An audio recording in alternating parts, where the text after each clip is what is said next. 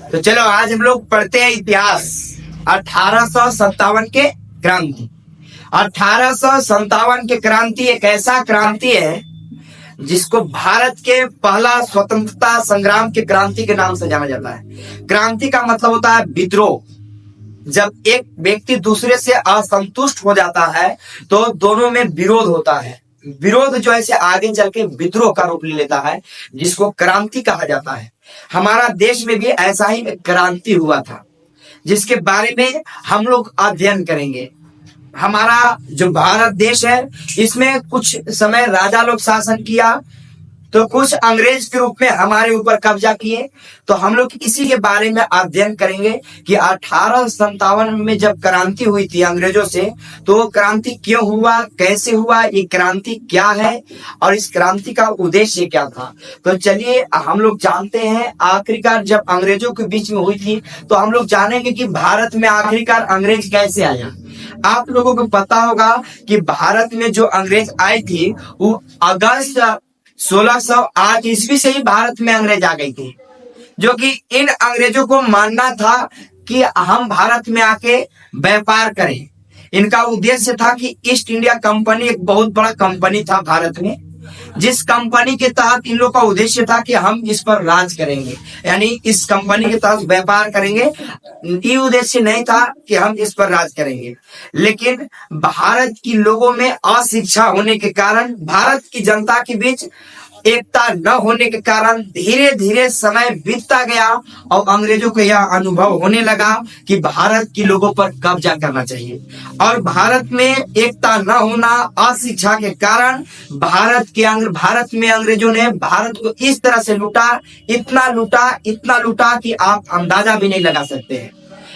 यह इसका वजह है कि भारत में सब कुछ था, संसाधन की कमी नहीं था। भारत बहुत संसाधन, बहुत चीजों के मामले में बहुत आगे था भारत।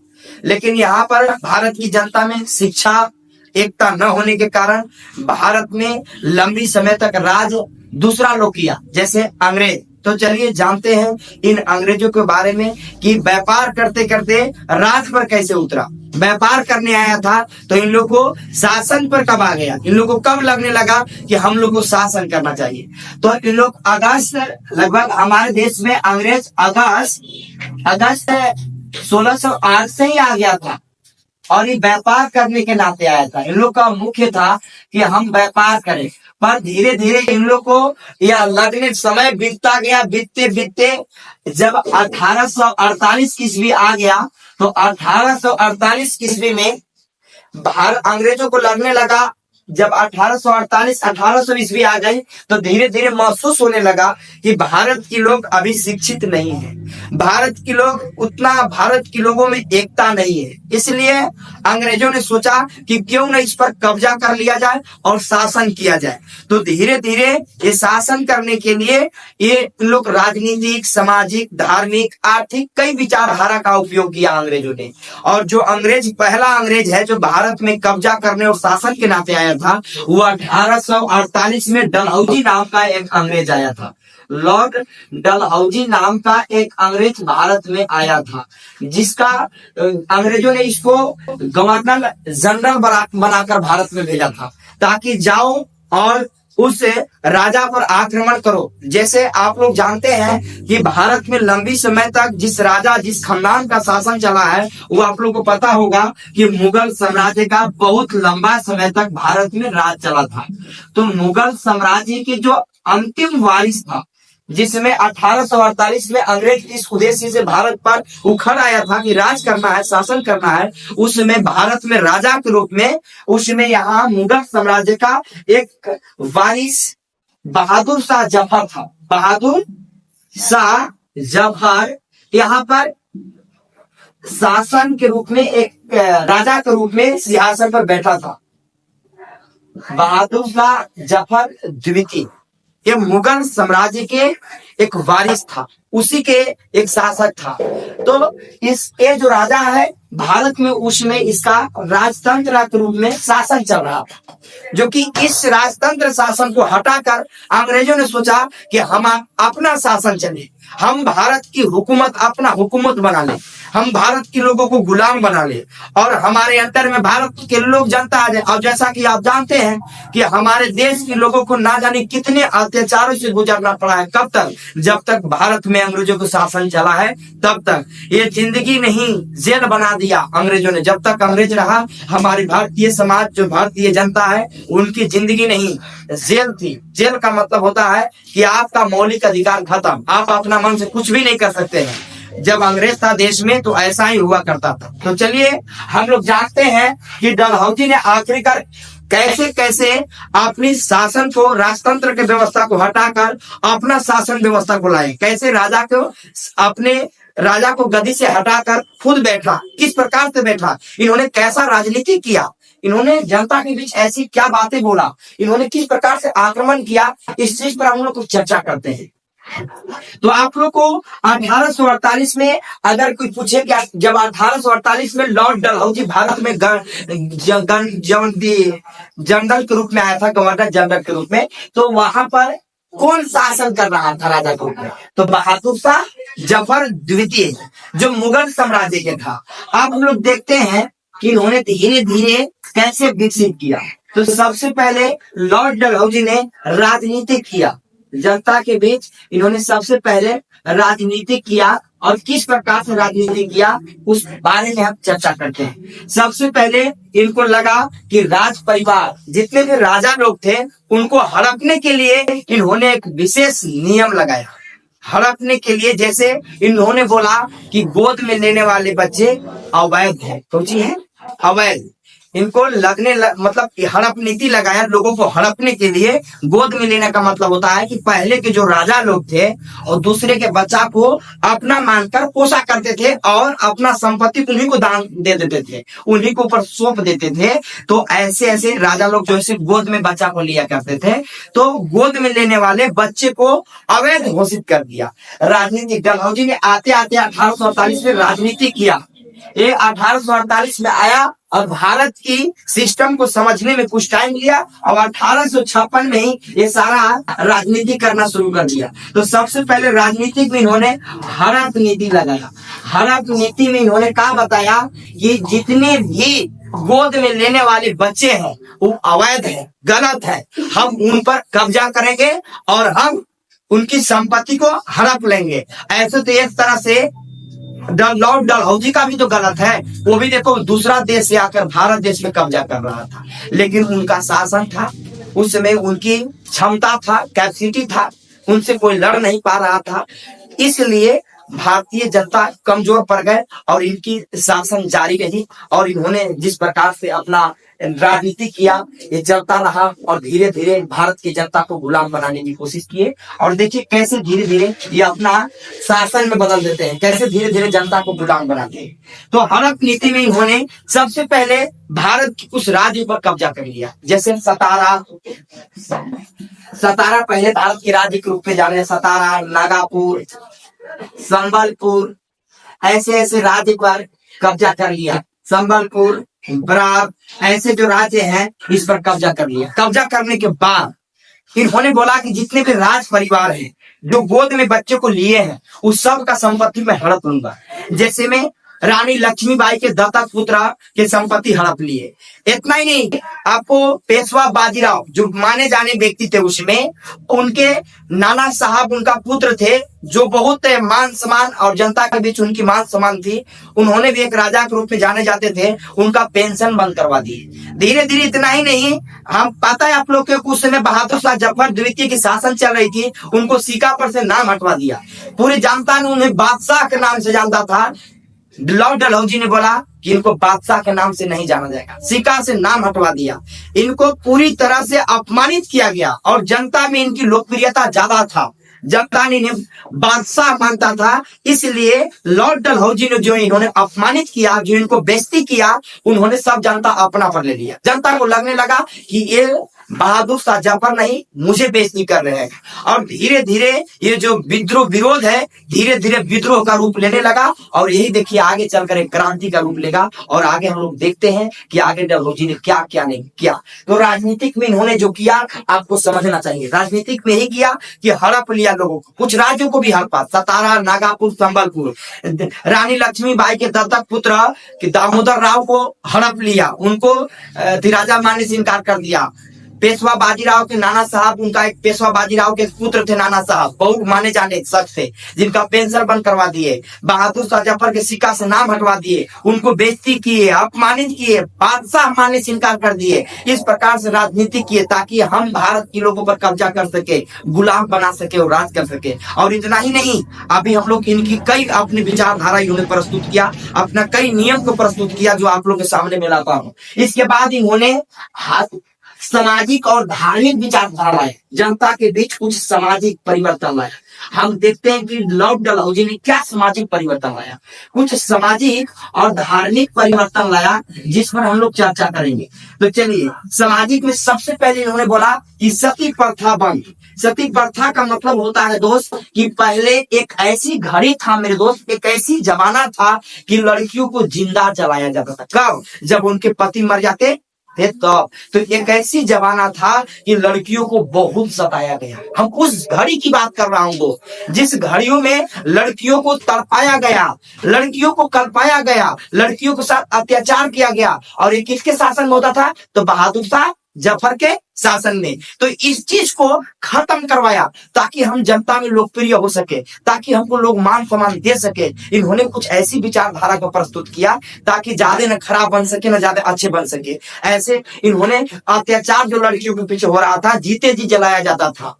और इतना ही नहीं मेरे दोस्त, लड़कियां की शादी एक बार होता था और लड़का की शादी कई बार होता था। लड़कियों की शादी कम उम्र में होता था और लड़कों की शादी ज्यादा उम्र में होता था। 40 साल के लड़का की शादी 25 साल 15 साल की लड़कियों के साथ होता था। बताइए, वो लड़का मरेगा तो निश्चित ही गाड़ी मरेगा और उसके साथ लड़कियों को जला दिया जाता था। लड़कियों के साथ इस प्रकार हो रही अत्याचारों को डलहौजी ने खत्म कर दिया, यानी सती प्रथा को पूरी तरह से खत्म। इस चीज को कौन लोगों ने नहीं माना?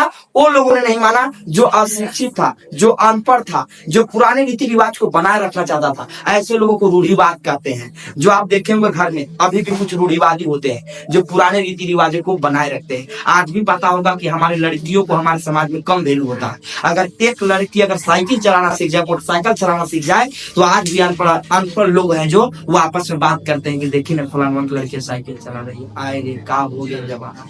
आज भी लोग शिकायत करते हैं, आज भी उनको कद्र नहीं करते हैं। जो कि आपको पता होगा कि आज से कई साल पहले कल्पना चावला जैसे लड़कियां हवाई जहाज को हेलीकॉप्टर, रॉकेट, कितने लड़कियां ट्रेन तो कितनी लड़कियां ट्रक चला के दिखा दी।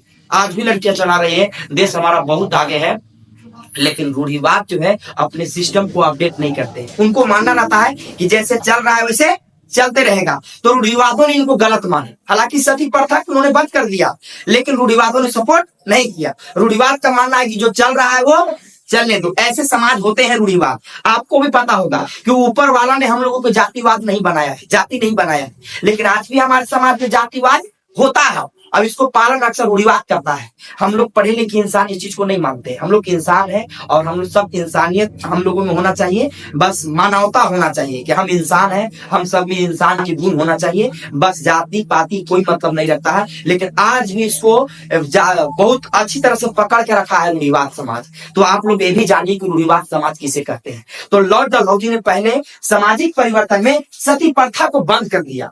जस्ट सती प्रथा के बाद इन्होंने नर बलि को करवाया। तो आप लोग समझे कि सती प्रथा क्या होता है। सती प्रथा मतलब लड़कियों को जीते जी जलाया जाता था। कब? जब उसके पति मर जाते थे तब, प्रेम को प्रूव करने के लिए। अरे प्रेम को प्रूव करना है साहब तो लड़कों को भी तो जलाइए। हमारी समाज ने बहुत गलत किया था मेरे दोस्त। आप उस घड़ी के बारे में भी जानिए जिस घड़ी में लड़कियों के साथ कुछ हुआ था, अत्याचार हुआ था।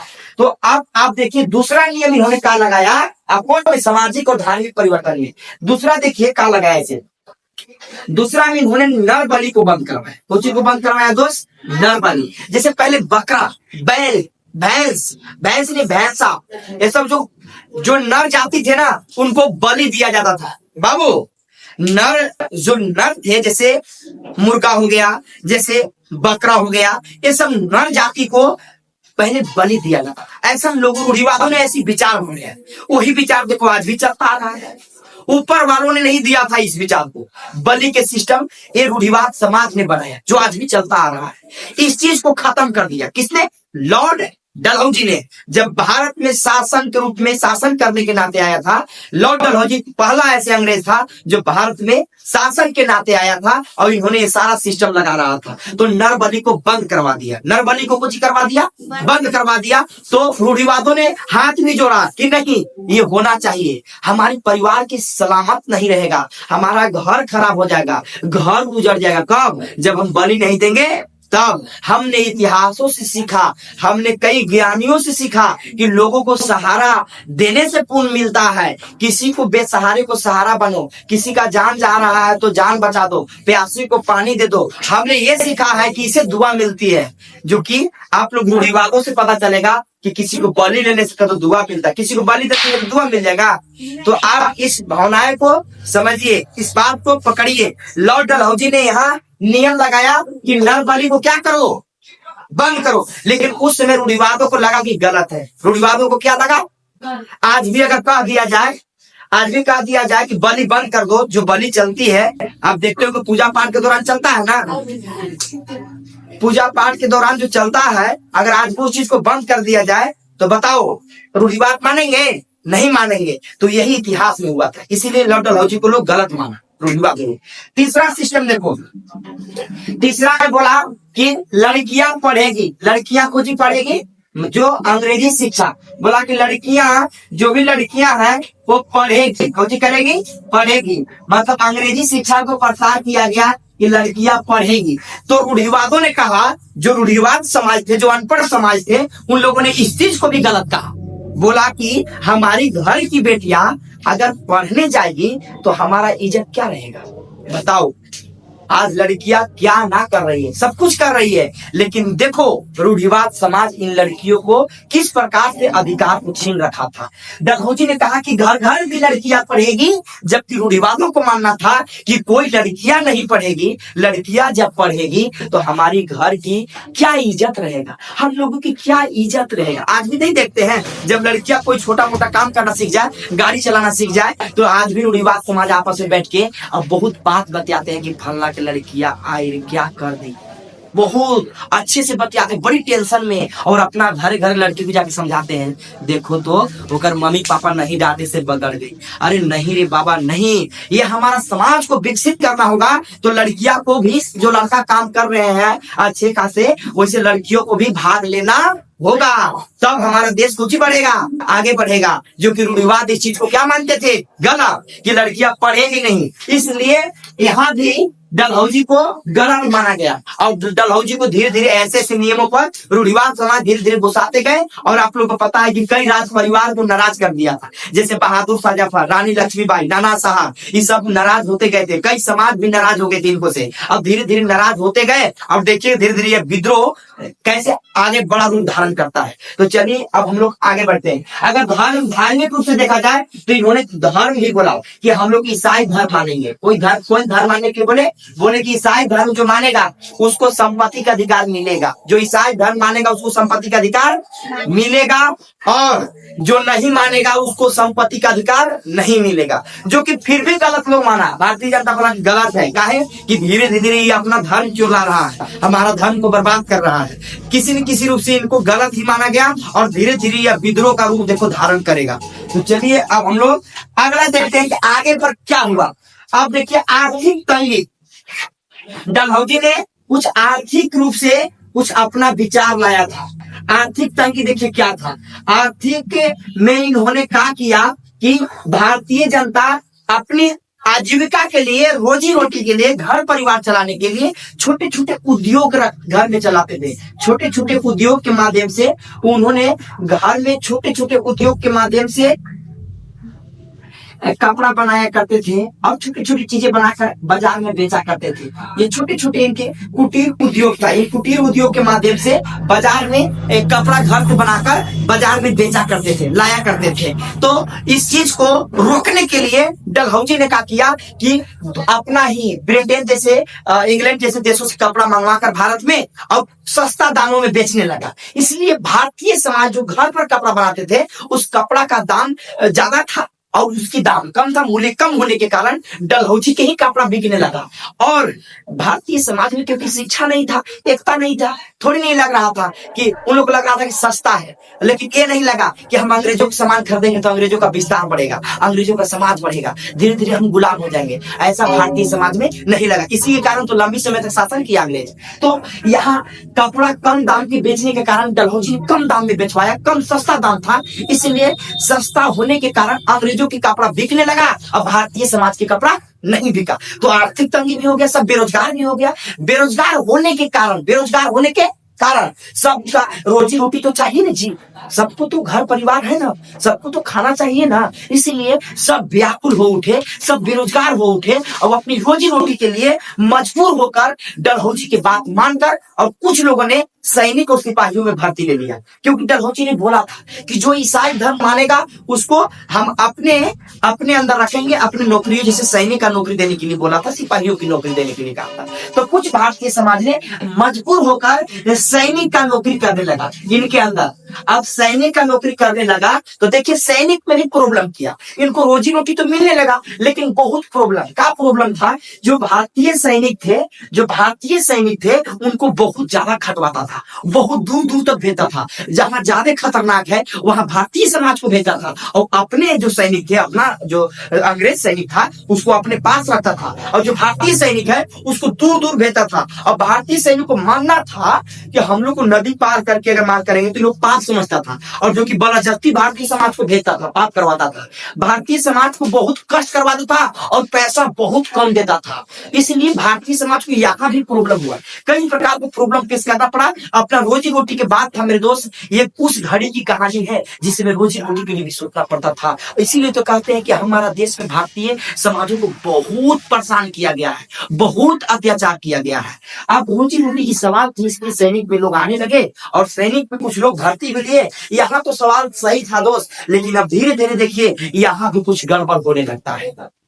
गड़बड़ ये होने लगा कि सैनिक और सिपाहियों को एक एनफील्ड कहा जाता है कि एनफील्ड नवीन राइफल मिला था। इन लोगों को मिला था एनफील्ड राइफल, नवीन एनफील्ड राइफल गोली बंदूक चलाने के लिए मिला था इन लोगों को चलाने के लिए, जिसमें उनकी जो गोली चलाने के लिए जो गोली होता था एक कारतूस में होता था, एक ढोकरी पैकेट में रहता था। वो पैकेट को जानता है, उसमें लोहा का गोली होने के कारण उसमें जंग न धरने के चलते इसको एक पैकेट में रखा गया। जिस पैकेट में जो गोली रहता था उसको विशेष पैकेट में रखा। उस पैकेट को कुछ से बनाया गया जनता है, गाय सुअर की चर्बियों से बनाया गया, जो कि भारतीय जनता को पता नहीं था। और जो सैनिक भारतीय जनता थे वो हिंदू और मुस्लिम थे, जो कि इसको दांत से नोचना पड़ता था। बताओ, हिंदू जो है गाय के मांस को नोचेगा तो इनका धर्म नाश हो गया, और जो मुस्लिम थे उसको सुअर के मांस नोचेगा तो उसका तो धर्म नाश हो गया।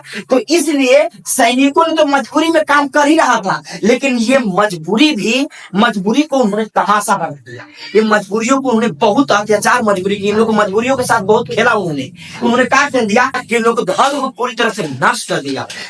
तब इसमें एक व्यक्ति ने, एक सिपाही था जो बहुत बड़ा एक्शन ले लिया, बहुत ज्यादा अपने आप में इनको गुस्सा आया। ये देखिए तो मजबूरी का मतलब ऐसा थोड़ी होता है। मंगल पांडे एक सिपाही थे, ये सिपाही को अपने अंदर विश्वास नहीं हुआ कि ना ऐसा नहीं हो सकता है। इसलिए 34वें रेजिमेंट में जाकर 34वें रेजिमेंट जगह वहां पर गए जहां फैक्ट्री था, जहां बनता था बैरकपुर में, जहां पर गोली बंदूक बनता था ना, वह बैरकपुर में गए और वहां जाकर देखे तो सच में सुअर और गाय की चर्बियों से उसको बनाया जा रहा। इनको गुस्सा में दबा गए, इनको लगा कि मेरा दुनिया में अब कुछ नहीं रहा, सब कुछ गया। और इन्होंने क्रोध में आकर, गुस्सा में आकर 2 अंग्रेजों को हत्या कर दिया, 2 अंग्रेजों को डायरेक्ट मार दिया। एक अंग्रेज था जिसका नाम था लेफ्टिनेंट, और एक अंग्रेज मेजर ह्यूमरसन को मार दिया। ह्यूसन, वो क्या नाम है? ह्यूसन। और मेजर ह्यूसन और एक लेस्टी लेंट नाम का एक अंग्रेज अधिकारी था। लेफ्टी लेंट और एक था मेजर ह्यूसन। दो अंग्रेज अधिकारियों को हत्या कर दिया। अब दो अंग्रेजों को जब हत्या कर दिया तो इनको कंट्रोल करने के लिए, शांत करने के लिए अंग्रेजों ने इनको 8 अप्रैल 1857 को फांसी पर लटका दिया जंगल में। हालांकि इनसे पूछा भी गया कि आपकी आखिरी इच्छा क्या है, तो इन्होंने बताया कि मेरी आखिरी इच्छा है मारो इन फिरंगियों का जो हमारी रंग की नहीं है। सच में अंग्रेज हमारे रंग के थोड़ी नहीं थे, अंग्रेज हमारे विचार के थोड़ी नहीं थे, अंग्रेज हम जैसे थोड़ी नहीं थे। उन लोग तो अलग इंसान थे, इसलिए उनका नारा था कि मारो इन फिरंगियों को, क्योंकि हम जैसे नहीं है, ये बिल्कुल अलग विचार के हैं, हम लोगों को जानवर से भी बेहतर बना रखे हैं। और इसी प्रकार बाबू अब जब मंगल पांडे को फांसी पर लटका दिया गया तो बहादुर शाह जफर, रानी लक्ष्मीबाई, झांसी की रानी, बहुत सारे जो नेताओं और जनता ने मिलकर बहुत बड़ा क्रोध उत्पन्न किया। इसी चीज को बड़ा विद्रोह में बदल गया और यही जो है से 10 मई 1857 को बहुत बड़ा विद्रोह को रोल ले लिया और मेरठ में जाकर भारतीय जनता और लॉर्ड डलहौजी 1856 तक रहा था। 1857 में जब क्रांति होने लगा था तो लॉर्ड कैनिंग ने भारत के गवर्नर जनरल के रूप में आया और जब क्रांति होने लगा तो भारतीय जनता में एकता न होने के कारण भारतीय जनता की हार हो गई और अंग्रेजों की कुछ हो गई, जीत हो गई। या मेरठ में जहां अब उसके बाद दिल्ली में भी 11 मई को दिल्ली पूरे देश में फैल गया था, लेकिन फिर भी भारतीय जनता की हार हुई और अंग्रेजों को कुछ हो गया जीत। या अंग्रेजों का फिर हम लोग पर कब्जा कर लिया और धीरे धीरे गुलाम बनाता गया। ये रहा स्वतंत्रता संग्राम का पहला लड़ाई। ये 1857 का यही है क्रांति जो कैसे कैसे बड़ा रूप धारण किया।